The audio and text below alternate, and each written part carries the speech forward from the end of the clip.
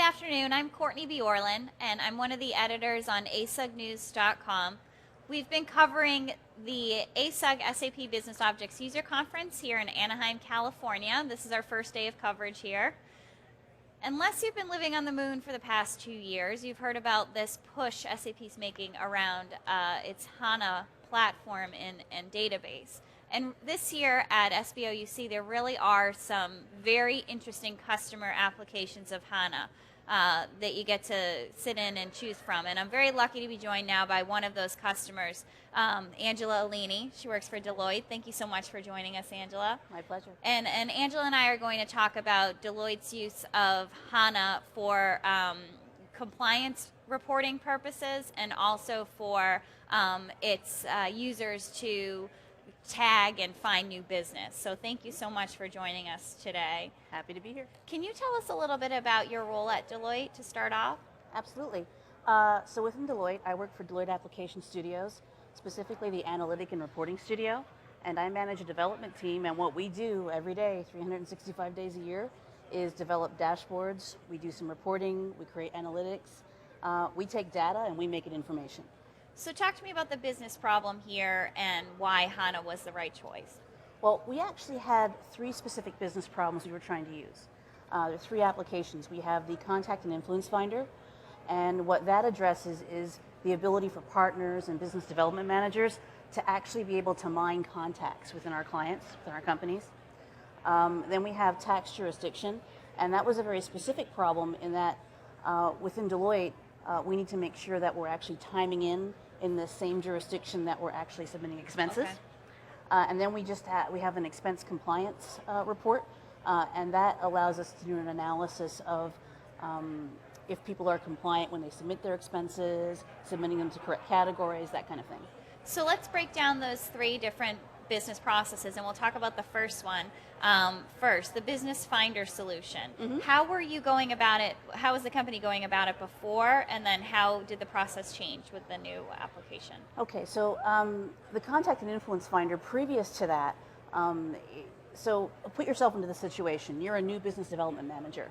You've been assigned, I don't know, the Coca-Cola account, but you don't know anybody in Atlanta and you don't know Coca-Cola. So what you would do is you would search 3 or 4 different systems, right? Then you'd pick up the phone, you'd call different people, you send out emails, and it might take you a couple of days to actually get the information that you needed. What the Contact and Influence Finder does is it takes data from several different data sources, brings them into SAP HANA, and then we're able to quickly search HANA and find out things like, okay, so who are the key influencers at any particular client?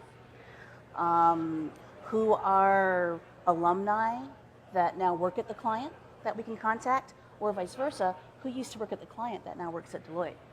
So it's an incredibly powerful Wow. tool, and instead of taking 2 or 3 days to find the information, milliseconds. Wow. And this information is coming from SAP data sources or from... So some SAP data sources, a lot of SAP BW, but also non-SAP data sources. Very interesting. So we're down to milliseconds. Milliseconds. An example, several queries run through 200 or 300 million records, sub-second response. Wow. Mm-hmm. So the users are pretty happy with this? They are. That's very good. So let's talk about the next project that you worked on here, compliance. Tell me a little bit about, tax jurisdiction compliance. Tax jurisdiction, and here I was actually a victim of my own success. So within Deloitte, we have something, within the US firm, which I support, we have 57,000 practitioners. So each one of these 57,000 people have to submit a timesheet every week. The majority of these 57,000 people also submit an expense report every week. And we need to make sure that we're actually submitting our timing in the same jurisdiction that we're submitting our expenses for. So what can happen is, say I'm here this week, right? But I normally time in Nashville, Tennessee, where the office I work out of. I don't even think about it. Right. Time in Nashville, submit expenses for Florida. Now, about 2 days after I submit my expenses, I get a very friendly email which says, Angela, you have a discrepancy Right. here. You need to resolve this. So it's great. This is something prior to the tax jurisdiction report, the compliance team could just spot check. So they weren't catching all these Okay. things.